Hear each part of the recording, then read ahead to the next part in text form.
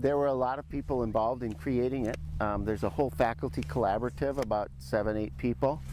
But we just thought of it as a kind of field site for food, farming, and gardening related skills and interests. And we sort of think of it as a Google space for those issues on campus, where people can kind of collaborate on doing something that's relevant to their discipline. So it's a kind of a laboratory, so to speak, for ecological farming and learning about nature. Another thing is about learning practical skills around actually growing plants.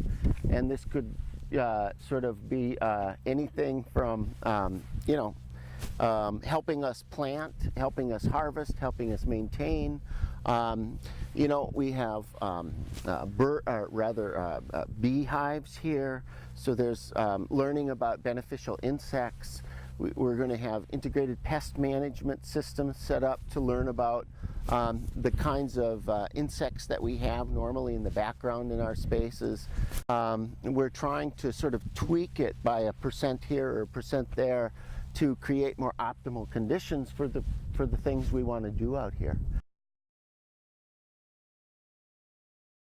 So I've been part of the SAP collaborative since it started in 2009 with Randy Hansen, Pat Farrell, and others.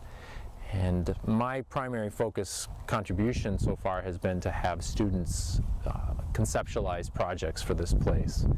So I've had students in classes from ethnobotany, anthropology and environment, and senior seminar design projects that could be implemented here. I've also had students come just to do whatever work needs to be done here. We'll be doing some additional fencing here soon, and students will be volunteering for that. Some of my students volunteered to put up the initial fence that's here. They've come out and we've helped build compost piles. We have helped rake hay and make it of use for the place. So kind of a broad range, everything from semester-long projects that are tied into this place to just days of service learning to come out. It's a great opportunity. You can be just as involved as you want to be. Even as a worker, they're really flexible with me. They work around my school schedule. There's so much variety in like what you can do, so you can really fit it to your interests. I've done some spreadsheets.